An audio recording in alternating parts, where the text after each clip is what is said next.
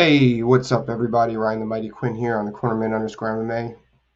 Got a great fight look to break down UFC 288 this weekend.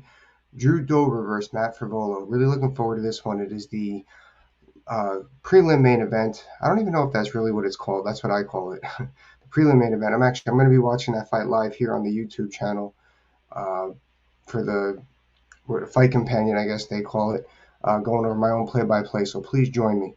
But yeah, so we got Drew Dober ranked 14th.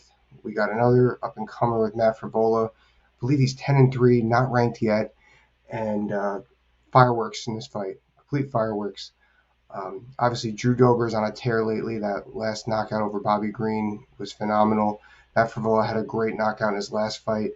I believe it was both were left hooks. I believe I got to look back at Matt's fight. I forget. So let's break it down. Who wins and where?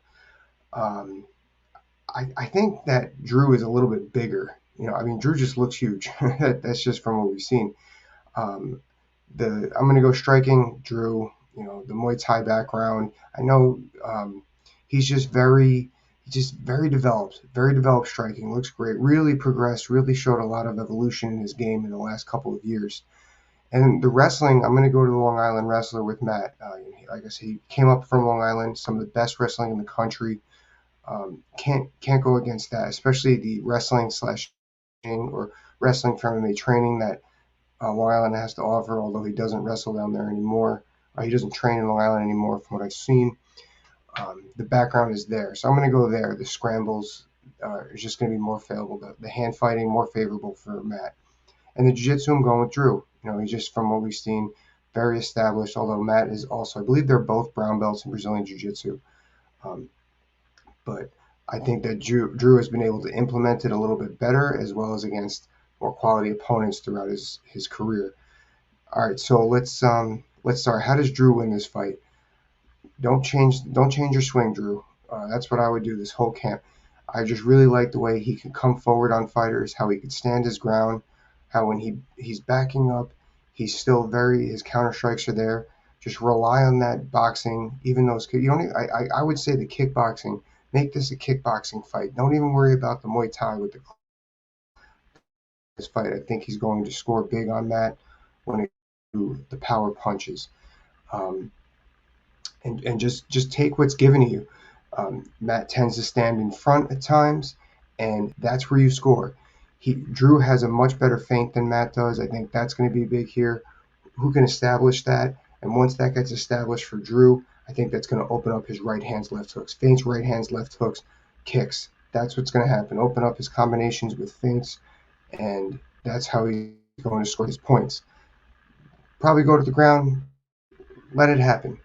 So now with Matt, as I said, if I'm Matt, I'm going to be on this fight with my movement throughout the octagon. Very important. You don't want to stand in front of a Drew Dober for the reasons I just said. Especially if he starts fainting on you, he's going to catch you stuck in the mud. He's going to land those power shots. So if I'm Matt, all training camp, when the feet stop moving, the head starts moving. So important. When the feet stops moving, the head starts moving.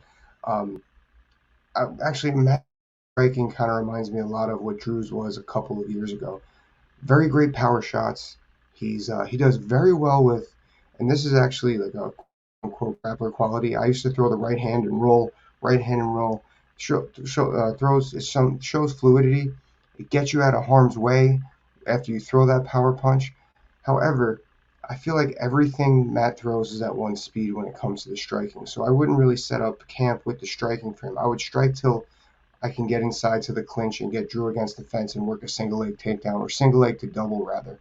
That's how I would win this fight if I'm that.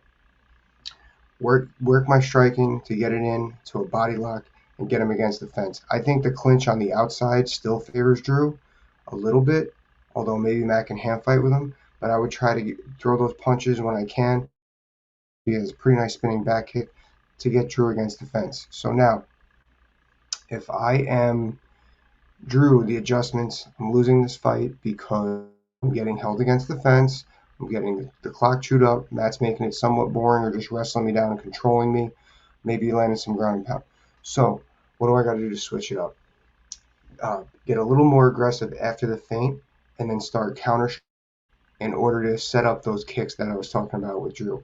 Um, Maybe even those kicks to the clinch on the outside of the cage, right in the center of the canvas, to use that Muay Thai clinch and start landing some devastating elbows and knees to my opponent. I think that will eventually, that's the adjustment to make, especially if you're looking to knock somebody out and you got to come back and win. That's how Drew's going to take this going on. Now, if I'm Matt, on the other hand, um, I'm getting tagged up on my feet, plain and simple. Like I said, I think that although he rolls sometimes with that right hand, overall his head movement doesn't really look like he's going to be able to get tagged up. So my head, get that jab active, very active, get Drew to throw some punches and shoot underneath, as opposed to punching in to get in on the body, punching in to get on the takedowns. I would start using that jab to the body, to the head, make it annoying to get Drew to open up so I could shoot underneath his striking. My counter-offensive wrestling is coming into play here. That's how Matt adjusts to this fight and gets his way to a decision on the adjustments. Great fight. Really can't wait to watch both these guys. Like I said, what a way to start up. Like almost to a little bit of a lesser extent of what we saw with Kelvin Gastelum and my man Curtis Action Jackson. This is going to be a great card before the main card opens up. This is going to be a great fight before the main card opens up. You're going to see those fireworks, those 50-50 people that are thinking about buying the pay-per-view. They're going to buy the pay-per-view after this fight. See it here with me. Let me know what you think. Please don't forget to like, subscribe, and share. I always forget to say that. It really helps the channel.